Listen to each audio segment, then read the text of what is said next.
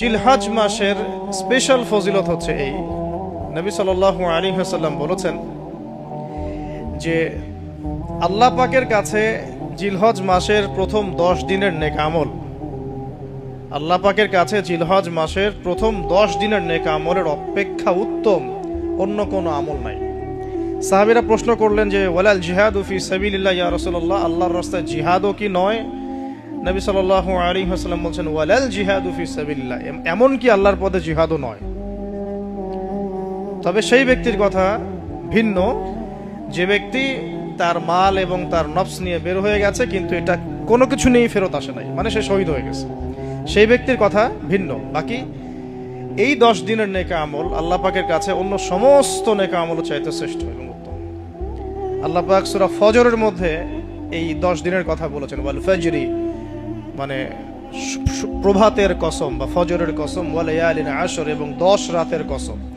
এই ওয়ালায়ালিন আশর 10 রাত বলতে মুফাসসিরিনে কেরাম এই জিলহজের প্রথম 10 দিনকে বোঝান, এই 10 রাতকে বোঝান।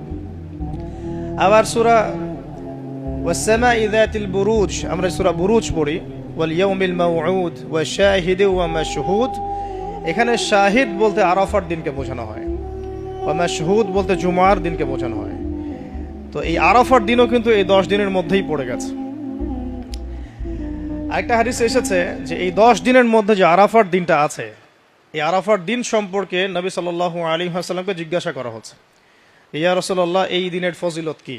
নবী করিম সাল্লাল্লাহু আলাইহি ওয়াসাল্লাম বলেন আহতাসিবু আলাল্লাহ, আমি আল্লাহর কাছে আশা করি যে এই দিন মানে আরাফার দিনের সিয়াম রোজা, এটা কি হবে? কাফারা মানে মাফের কারণ হবে, গুনাহ মাফের মোচনের কারণ হবে। সানাতাল্লাতি ক্বাবলা ওয়া সানাতাল্লাতি বাদা, মানে বিগত 1 বছরের আগামী 1 বছরের 2 বছরের গুনাহ মাফের কারণ হবে একটা রোজা আরাফার সওম। মাশাআল্লাহ, সুবহানাল্লাহ। তো এই 10 দিন এর মধ্যেও পড়ে গেছে আবার হজ, এই 10 দিনের মধ্যেই পড়ে গেছে কি? হজ, হজও এর মধ্যে। আবার কুরবানি নাহার এটাও এর মধ্যে।